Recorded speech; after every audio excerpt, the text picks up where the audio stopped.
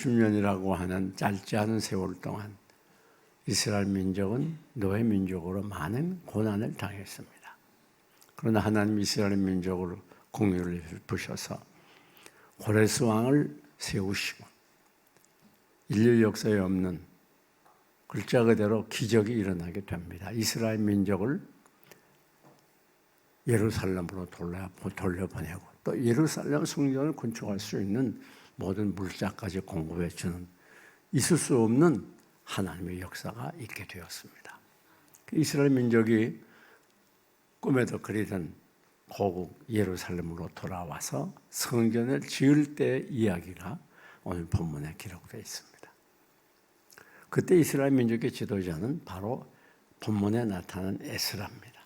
에스라는 신앙적인 지도자이고 또 느헤미야는 행정적인 지도자였습니다. 그래서 에스라는 이 이스라엘 민족을 신앙으로 결속을 시키고 하나 되게 하고 또 잃어버렸던 하나님을 다시 찾게 했습니다. 그런가 하면 이 느헤미야는 행정적인 지도자로서 이제 이스라엘 민족의 한 손에는 무기, 다른 한 손에는 성전을 건축할 도구를 가지고 적과 더불어 싸워가면서 성전을 건축하게 하는 큰 일을 하게 됩니다. 드디어 이 성전이 건축이 되는 기적이 나타나게 됐어요. 그런데 당시에 그 주에는 열국들은 이스라엘 민족이 그렇게 다시 그것으로 귀환을 하고 예루살렘을 성전을 짓는 일에 대해서 부정적이어서 중동의 판세가 바뀌어지게 되고 또 이스라엘 민족이 세력을 얻어서 주의 나라에 이룰 것이 아무것도 없잖아요. 예를 들어 우리나라가 남북 통일이 되는 것에 그 놀라운 일을 주위에 있는 일본이나 또 중국은 결코 좋아하지 않습니다. 왜? 그렇게 되면 강대국이 되고 자연히 위협이 되기 때문에 그렇죠.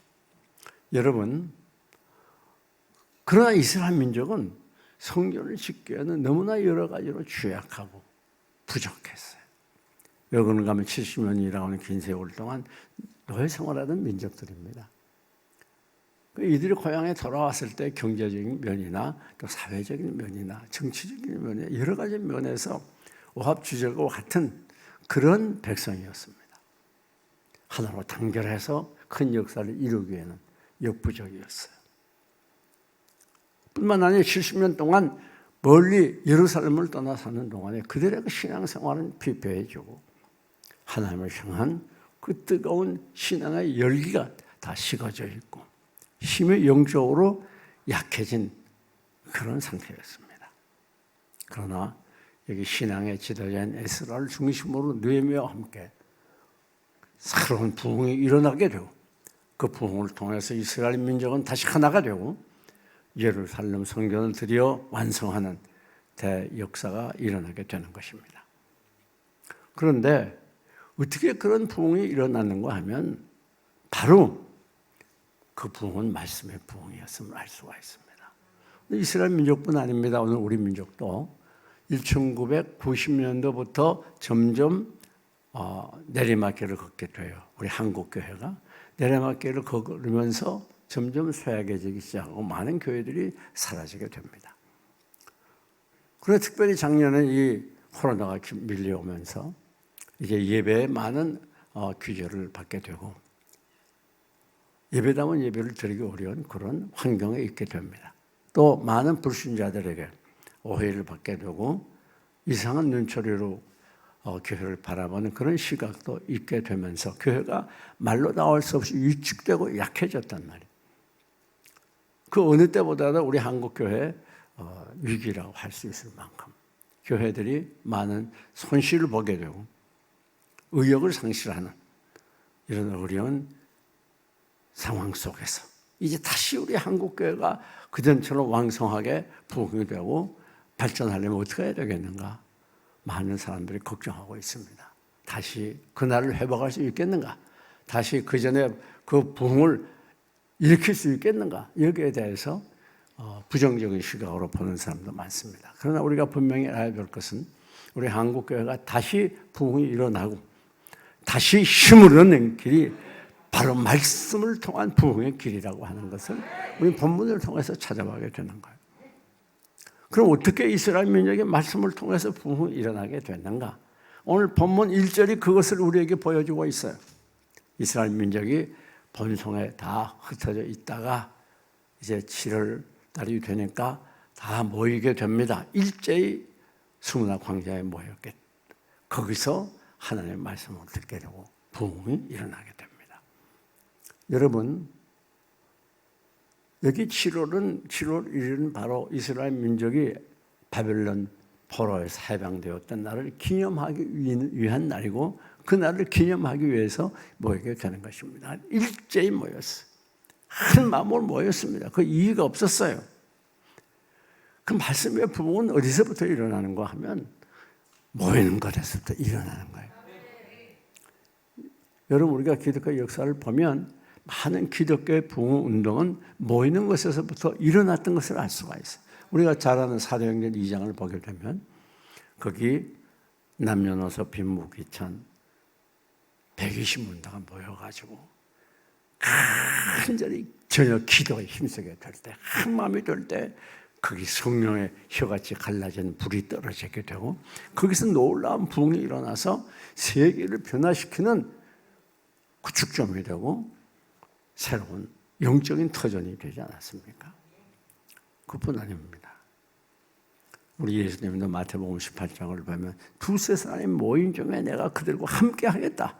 그러니까 우리 주님은 그 모이는 것을 기뻐하세요. 그것을 강하게 역사하세요.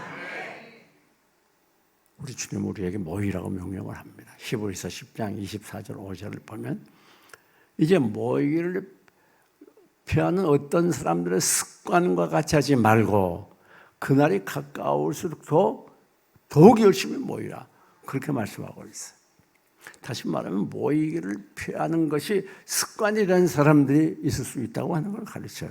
여러분, 습관이라는 건 굉장히 중요해요. 그 습관이 비록 적은 습관이지만 그것이 계속 반복되면 그 사람의 체질이 되고 그의 인생을 결정지어주는 거예요.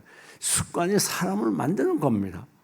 습관이 그의 성공과 실패를 가름하는 거예요. 습관이 굉장히 중요해요. 그런데 이 좋은 습관을 들이는 것이 우리 인생에 행복을 가져다 준다고 하면 예배를 드리기를 싫어하는, 즉 모이기를 피하는 습관을 가져두면 그의 영적인 생활은 망가지고 말아요.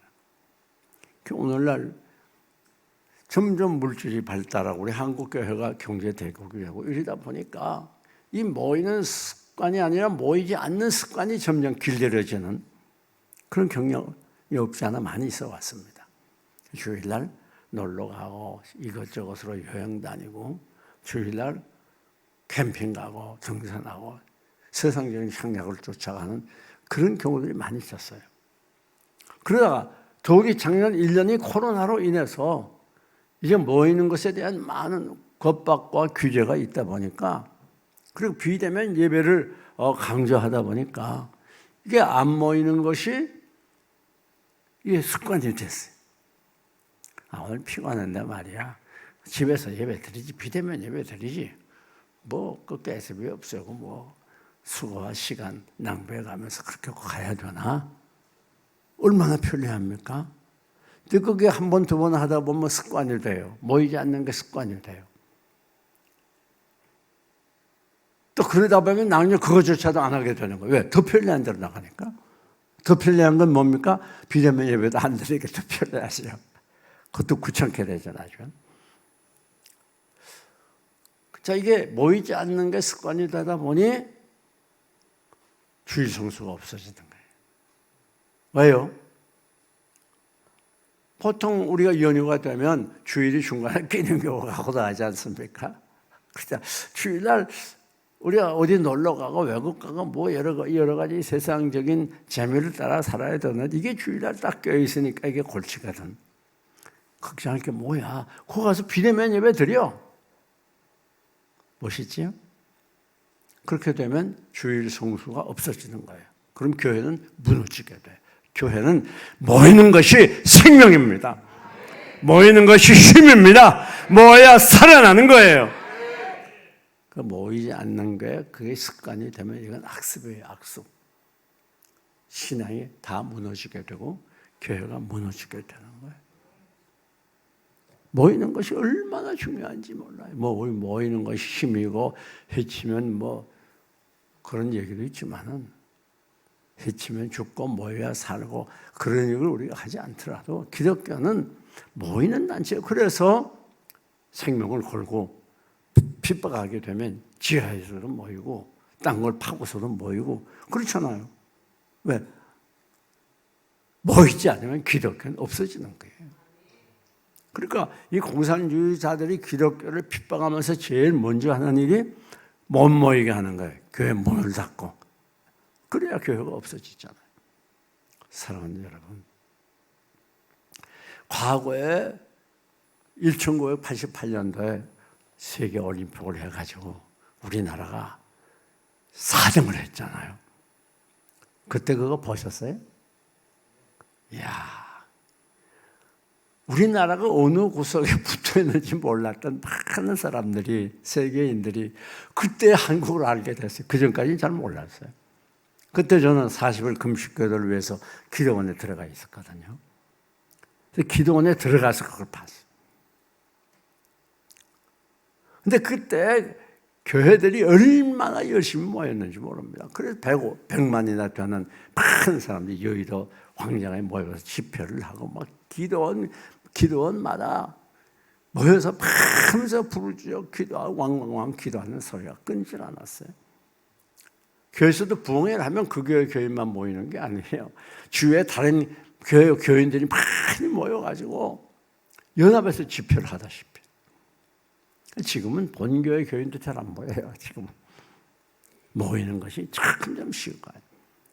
근데 우리나라를 보면 기독교가 한참 왕성하고 많이 모이고 힘이 있을 때 이 나라 경제력도 강해지고 군사력도 강해지고 큰 나라가 됐어요. 모이는 것이 점점 희미해지고 약해지면서 IMF가 오지 않았습니까? 여러분, 기독교는 모이는 것이 생명입니다. 모이지 않으면 기독교는 존재할 수가 없어요. 오늘날 한국교회 위기는 무엇입니까? 이렇게 모이지 못하기 때문에 기독교가 약할 때로 약화됐어요. 많이 힘을 잃고 있다고 하는 사실을 누구도 부정하지 못할 것입니다. 미국도 마찬가지입니다.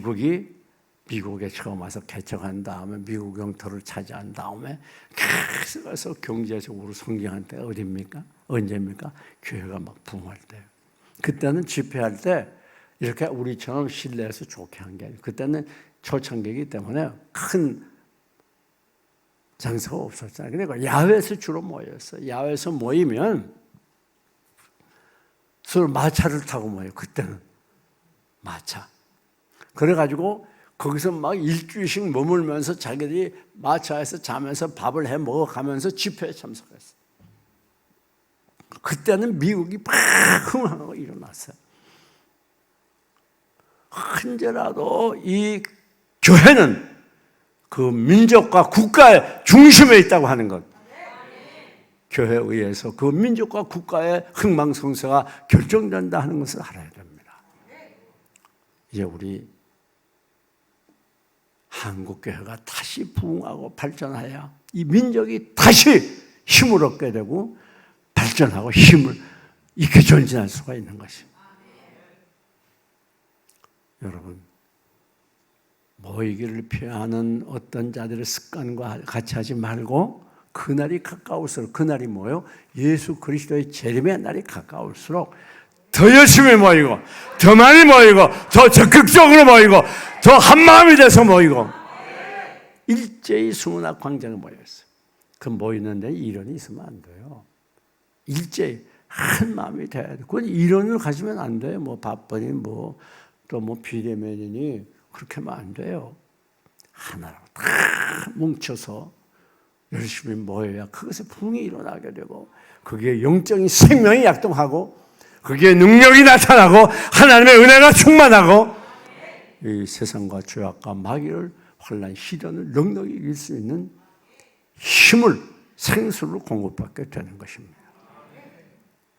뿐만 아닙니다. 두 번째 모임이 보게 되면 어떻게 그런 부흥이 일어나는가 보여가지고 이스라엘 민족이 뭐라고 에스라에게 요청하는가. 하나님께서 우리 이스라엘에게 명하신 모세 율법책을 좀 가져오세요 그랬어요.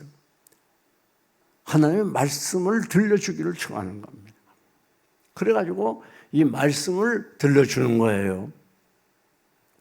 근데 여러분, 그 얼마나 사모하면 그랬겠습니까? 근데 그때 말씀을 들을 때 우리처럼 잠깐 듣고 끝나는 게 아니에요.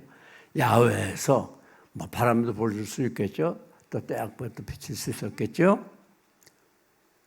몇 시간? 새벽부터 정오까지 6시간씩. 놀라지도 않네. 일주일 동안의 말씀을 들었어요. 놀라운 일이죠. 여러분, 사모하는 마음이 얼마나 있냐에 따라서 그 말씀이 역사하는 정도가 다른 거예요. 우리가 간절히 사모하고 하나님 말씀에 갈증을 느끼고 하나님께 나와 예배드리면 그만큼 하나님의 능력의 역사가 강하게 나타나요. 그래서 성경은 이 점에 대해서 여러 가지로 말합니다. 시편 119편 103절 같은 데는 하나님 말씀의 맛이 어찌 그리 단지요. 내 입에 꿀보다도 답니다. 어떤 데는 꿀과 소인꿀보다 더 답니다. 얼마나 그렇게 말씀이 단지. 왜요? 그만큼 사모하니까. 어디 말씀이 여러분에게 달아요? 달게 받아야 돼. 또 어떤 시편에는 헐떡거린다. 말씀을 받을 때 막 너무 막 정신없이 좋아서 막 헐떡거리면서 막. 또 시편 42편 1절에는 사슴이 시냇물을 사모하듯이 우리가 말씀을 사모합니다. 사슴은 막 갈증을 심하게 느끼는 그런 동물이라고 그래요. 그래서 막 목이 말라가지고 정신없이 꿀꺽꿀꺽 물을 삼키는 그런 모습. 그것이 바로 말씀을 사모하는 자의 태도예요. 다른 생각이 없어. 막 말씀이 들려질 때 막 받아들이는 거예요. 막 정신없이 받아들이는 거예요. 네? 여러분, 그렇기 때문에 사모하는 마음이 있어야 돼요. 말씀 들을 때 눈 감고 듣는 거, 이거 하나님 기뻐하지 않아요. 아니, 말씀을, 목사님 무슨 말씀을 귀로 듣지 눈으로 듣나요? 그럴 때 다시 속아 넘어가면 안 돼요. 말씀은 눈으로 듣습니다. 눈으로 봐야 귀로 들어오는 거예요. 눈으로 쳐다보지 않는데 어떻게 귀로 들어와요? 제가 왜 이 말씀을 다 외워가지고 설교한 줄 알아요? 내가 원고를 써가지고 원고를 보면서 설교를 하면 눈과 눈을 마주치지 못하잖아요. 눈을 열고 눈과 눈이 마주쳐야 말씀이 제대로 귀에 들어오는 거예요. 말씀 들으면서 딴 생각하는 분들도 있을 수 있어요. 어제 직장에서 있었던 일 생각하면서 막 그 상사를 생각하더니 화가 나고 말이지. 이 직장 때려치야지. 그래서 말씀을 들으니 이거 어떻게 은혜가 되겠어요. 예. 어젯밤에 이마가 터지도록 부부싸움한 걸 생각하면서 아이고 어쩌다 내가 결혼했나. 화가 막 꼬르꼬르 올라오는데 어떻게 말씀이 들려지겠어. 큰 몸과 마음을 다해서 이 말씀을 사모해야, 이 말씀의 능력이 역사해야 우리의 심령이 변하여 새로워지게 되고 심령의 부흥이 일어나게 되는 거예요. 그래서 에디오피아의 이 여왕의 신하가 말씀을 받으러 예루살렘에 제사를 오면서 그 덜렁거리는 마차 속에서 말씀을 읽지 않습니까? 그런데 그 신화를 통해서 에디오피아가 복음화 됐잖아요. 여러분, 우리가 얼마나 어떤 자세로 말씀을 받느냐, 얼마나 사모하는 마음으로 말씀을 받느냐 하는 건 우리의 일생의 한 불행을 결정지어준다 해도 과언이 아니에요. 우리의 신앙의 정도를 결정 지어 준다고 해도 과언이 아니에요. 그렇다면 여러분 이 시간에도 마음을 활짝 열어놓고 사모하는 마음으로 말씀을 받으시기를 축원합니다. 굉장히 내가 얼마나 말씀을 사모하느냐. 우리가 이 말씀을 하면서 빼놓을 수 없는 사건이 하나 있어요. 이스라엘 민족과 이방인은 원래 교제 안 합니다. 철통 같은 장벽이 있어요. 이스라엘 민족은 이 선민이라고 하는 그런 자존심이 있어가지고 이방인들을 개처럼 치고 없이 여겨요. 상대를 안 합니다. 그런데 놀라운 일이 일어났어요. 이방인 베드로, 고넬로가 이방인 고넬로 백부장입니다. 그런데 유대인은 이 베드로에게 말씀을 좀 전해달라고 가정으로 초청하는 거예요. 그러니까 가야 되나 안 가야 되나 베드로가 고민하다가 기도하는데 하나님이 가라고 하는 명령을 내렸어요. 드디어 가게 됩니다. 놀라운 건 말이죠. 이 베드로가 적 들어가니까 베드로는 누구예요? 유대인이에요. 유대인. 지금은 형편없어요. 지금 로마에 지배당한 지배민족이에요. 고넬로는 누구예요? 로마를 지배한 정복한 로마의 장교예요.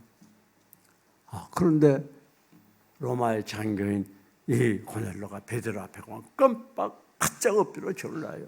45도로 하는 게 아닙니다. 정말 온 가족 다 모아놓고 사모하는 마음으로. 여러분, 그럴 때 성령께서 말씀을 전할 때 성령께서 내려오셨다고. 오늘 이 시간에 성령님이 이 자리에 임하시기를 축원합니다. 어떻게 해야 돼요? 사모하는 마음으로 겸손하게 말씀을 받아들일 때에, 이 말씀이 인간의 말이 아니라 하나님의 말씀으로 받아들일 때에, 그럴 때 성령님이 여러분의 심령에 임하게 되는 것이에요. 이 말씀을 하나님의 말씀으로 받지 않으니까, 그러니까 마음은 닫고 있으니까 어떻게 하나님의 능력이 말씀을 통해 역사합니까? 여러분, 아무리 소나기가 힘차게 내려도 항아리 거꾸로 엎어놓으면 한 방울도 물이 안 들어가요. 여러분이 마음은 딱 닫고 말씀을 들으면 말씀이 여러분 속에 들어가지 못합니다. 저는 그렇게 생각해 봤어요. 그래서 마귀가 언제 제일 강하게 역사하나? 말씀을 들을 때 제일 강하게 역사한다고 생각해요. 왜? 말씀 못 듣게 하면 우리 영혼은 끝나는 거예요. 그래서 돌자가 가시와 길가 예수님께서 말씀하셨잖아요. 우리가 말씀 들을 때에 마귀가 와서 말씀 뺏어간다고 그랬잖아요. 사랑하는 여러분, 우리에게 가장 중요한 시간은 말씀을 듣는 시간. 오늘 현대 기독교인들이 어디서 실패합니까? 왜 예수 믿어도 밤낮 피곤하고 짜증나고 불안하고, 예수 믿어도 왜 행복하지 못합니까? 왜 기쁨이 없고 감사가 없어요? 말은 그런다고 하는데 죽고 싶고 말이죠. 왜 그런 줄 알아요? 말씀 들을 때 실패하는 거예요. 이 말씀을 마음문 열어놓고 옥토가 돼서 100% 받아들여야 이 말씀이 여러분 속에 살아서 운동력이 있어서 심령 골수를 쪼개고 변할 걸 변화시키고 문제를 해결하고 여러분의 상처를 치유하고 역사가 일어나겠는데, 이 말씀 듣는 시간에 마음은 딱 닫아놓고 잡생각이나 하고 있고 눈에 감고 앉아 있으니 이 말씀이 여러분의 심령에 어떻게 역사하겠습니까? 그러니까 나는 나대로 있고 말씀은 말씀대로 있으니 어떻게 우리가 은혜를 받겠어요? 현대 교인들의 가장 큰 비극, 말씀을 바로 듣지 못하는 거예요. 사모하는 마음으로 말씀을 바로, 그때 부흥이 일어나게 됩니다. 세 번째, 오늘 본문을 보니까 말씀을 들을 때 아멘 아멘 하면서 두 손 들고 막 말씀을 받았어요. 여러분, 그 아멘이라는 뜻은 진실로 그렇습니다. 그 말이 옳습니다. 그 말이에요. 에스라가 전한 그 읽어드린 그 말씀 진실로 그렇습니다. 당신이 지금 송축한 하나님, 나도 송축합니다. 당신이 우주의 왕으로 섬기는 하나님, 나도 섬깁니다. 그런 뜻이에요. 여러분이 아멘, 아멘이 굉장히 중요해요. 왜냐하면 우리 주님은 입으로 하는 걸 굉장히 중요해요. 네가 입으로 나를 구주로 시인하면 천국 간다고 그랬잖아요. 네? 입으로 시인하는 게 중요해요. 입으로 예수를 여러분이 구주로 고백하는 게 중요해요. 마찬가지로 우리가 입으로 그 말씀 들을 때 아멘 하는 것이 중요하다는 말이에요. 그럴 때 성령께서 여러분의 심령을 사로잡게 돼요. 그럼 맹렬히 운동을 하게 되는 겁니다. 그리고 여러분의 마음에 바삭할 없는 거예요. 옥소가 되도록. 그리고 말씀이 아멘 아멘 할 때 여러분의 심령에 100배, 300배, 500배 열매를 맺게 하는 거예요. 그 세상의 가장 큰 비극은 말씀에 은혜 받지 못하고 돌아가는 그게 가장 큰 비극이에요.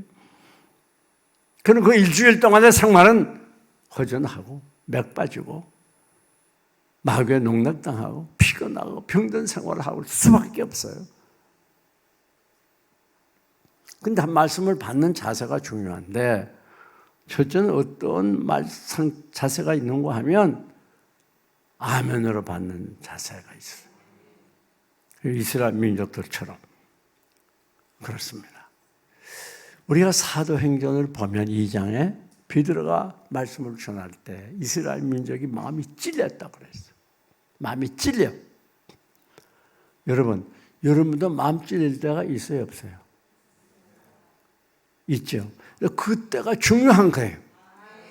마음이 찔릴 때 여러분들이 내가 이거 정말 뭘 잘못했구만. 그 목사님 말씀이 맞아. 내가 이걸 고쳐야지.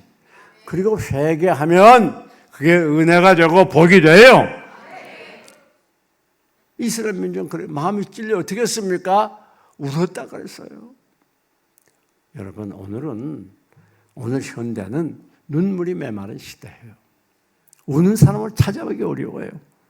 하나님의 말씀을 들으며 울고 찬송하면서 울고 기도하면서 울고 봉사하면서 울고 눈물이 있어야 돼요. 기독교는 눈물로 시작하는 종교입니다. 주님께서 나 같은 죄인 위에 이 땅 위에 오셔서 많은 고난 당하시고 머리에 가시관 손발에 옆구리에 창을 찔려 생명보로 죽어주신 그 은혜 그 사랑에 감격해서 늘 울어도 눈물로서 못 갚을 줄 알아. 몸 밖에 드릴 것 없어 이 몸 바칩니다. 눈물이 구속에 감격이 눈물이 있어야 되는 거예요. 예수님의 구원의 은혜를 생각할 때 내가 너무나 더러운 죄인이야. 그래서 죄를 내어놓고 비록 아무것도 아닌 남들이 볼 때 그렇게 하잘 것 없는 것처럼 보이는 그 일에도 하나님께 내어놓고 눈물로 회개한 회개의 눈물이 있어야 되는 거예요. 그러나 이제는 주님 뜻대로 살겠습니다. 결단의 눈물이 있어야 되는 거예요. 예수 믿어도 난 평생 한번 울어보지 않았어요. 이건 뭔가 이상한 겁니다. 나는 모태신앙인데 나는 교회 집사인데 장로인데 권사인데 그런데 난 지금까지 울어본 적이 없어. 그럼 뭐 그렇게 지저분하게 울어? 지성적으로 믿어야지. 글쎄요, 그 사람은 좀 문제가 있다고 해서 과언이 아니에요. 한번 다시 자기의 신앙생활을 재점검해 볼 필요가 있어요. 왜? 기독교는 눈물의 종교입니다. 눈물이 있어야 생명이 있어요.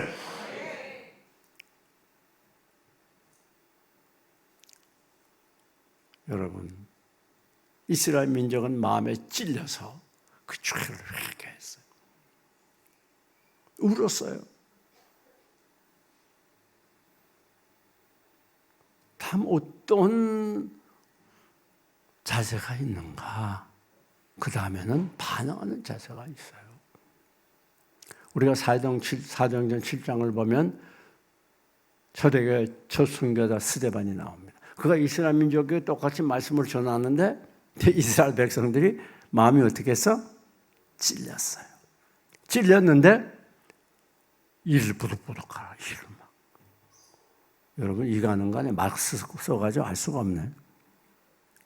저 목사가 나를 치노만. 내가 그때 뭐라고 했더니 나를 까네.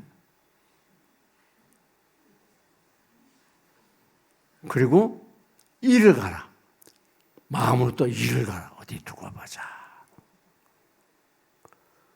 그렇게 하면 안 된단 말이에요. 여러분, 이걸 꼭 설교의 원리를 알아야 요 말씀을 전할 때에는 다 같이 찔려야 돼요, 마음이. 찔리지 않으면 안 되는 거예요. 예? 찔리지 않으면 무슨 능력이 나타나겠습니까? 마음이 찔릴 때 그때 우리가 조심해야 돼요. 마음이 아파야 돼요. 괴로워야 돼요. 근데 이게 마음이 찔릴 때 이스라엘 백성들처럼 어디 기분이 나빠서 교회 나오겠나? 아니 마음이 모처럼 일주일 내내 힘들고 고통스럽게 살다 오는데 교회 나오면 좀 위로하려고 힘을 내야지. 우리 목사님 밤낮 그냥 공격이 나오고 말이야. 그렇게 생각한다면 그 영혼이 망가지는 거예요. 수술을 칼을 가지고 상처를 도려낼 때 고통스러워도 참고 참아야지. 거기에 싫다고 뛰어 일어나면 저만 손해죠. 어떤 분은 뒤로 던지는 사람이 있어요. 아, 우리 시어머니들이라고 하는 소리만 찰됐다. 시어머니 들어라. 그 못된 년 그거 우리 며느리 년 그거 찰됐다. 어떻게 보면 꼭 맞는 말들이 자꾸도 없게. 우리 애들이 저렇게 못되게 굴더니 찰됐다. 좀 들어. 그러면 안 돼. 여러분, 말씀은요, 누구나 찔려야 정상이에요. 찔리지 않으면 안 돼요. 찔리지 않으면 치료가 안 되잖아요. 네? 찔리지 않으면 변화가 안 되잖아요. 우리가 조심해야 되는 건 말씀이 찔릴 때 조심해야 돼요. 어느 목사가 누구 혼내려고 찔리는 말 하겠어요. 혼내려면 개인적으로만 나 혼내지. 그렇잖아요. 사랑하는 여러분, 그걸 인간의 말이 아니라 하나님의 말씀으로 받아야 되고, 아무개가 전한다고 하니까 자꾸 딴 생각이 들어가는 거예요. 예수님이 지금 여러분 앞에서 서서 말씀한다면 어떻게 돼요? 찔린다고 해서 반항하겠습니까? 인간의 말이 아니라 하나님의 말씀으로 받아야 변화가 있어요. 오늘 설교가 너무 길구만. 좀 짧게 적당히 해두지. 웬 말이 그렇게 많아? 설교 준비를 좀 더 하지. 뭐 순서를 그렇게 해. 왜 그렇게 말을 하게 돼요? 그건 내용이 없구만. 인간의 말로 받기 때문에, 하나님의 말씀으로 하지 않기 때문에. 아니, 예수님이 말씀을 전하면 그렇게 말씀할 수 있어요? 예수님이 준비를 안 했네. 그런데 참 재미있는 건 제가 지금까지 목회하면서 설교를 길게 하면 말하는 사람이 있는데 짧게 하면 아무리 짧게 해도 짧단 말 안 해. 여기 인간의 죄성이에요. 인간의 죄성. 사랑하는 여러분, 하나님의 말씀을 받을 때 우리 자세가 우리의 삶을 결정 주십니다.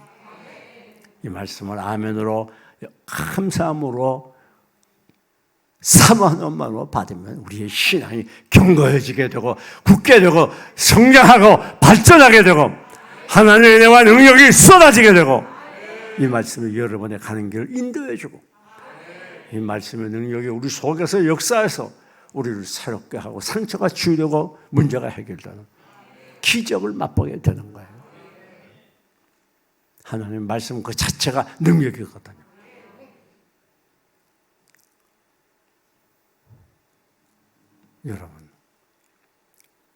여러분이 결정하세요. 내가 어떤 자세로 말씀을 받겠는가? 마음이 찔릴 때 어떻게 하자고요? 나 자신을 돌아보고 회개하고 바로 정비하고 새롭게 출발해요. 마음이 찔릴 때 어떻게 해요? 반항하고 비판하고 그러면 안 된다고 말이에요. 많은 교인들이 여기에서 넘어져요. 인간의 말이 아니라 하나님의 말로 받고 이 말씀을 100% 믿어버리고 아멘으로 받을 때 우리 영혼이 살아나게 되고 새로워지게 되고 힘있게 되고 하나님의 예비한 축복을 받게 됩니다. 결론적으로 어떻게 됐습니까? 슬피 울게 됩니다. 그 다음에 야, 너 이제 울지 말라. 오늘은 즐거운 날이야. 절기야. 가서 먹고 마시고 즐거워해라 그랬어요. 우리가 말씀을 듣고 은혜를 받고 죄를 회개하고 나면 하나님이 큰 기쁨을 주시는 거예요. 거기에 부흥이 일어나게 되는 것입니다. 오늘 한국교회가 다시 새로워지고 이와 같이 약해진 가운데서 강해지고 위축된 가운데 힘을 얻어 일어나는 방법은 말씀을 통한 부흥이 일어나는 것입니다. 오늘도 여러분의 심령 속에 이 말씀을 통해서 부흥이 일어나서 오늘도 내일도 사탄의 권세를 승리하고 놀라운 하나님의 은혜로 충만한 삶이 되시기를 주님의 이름으로 축원합니다. 축원합니다.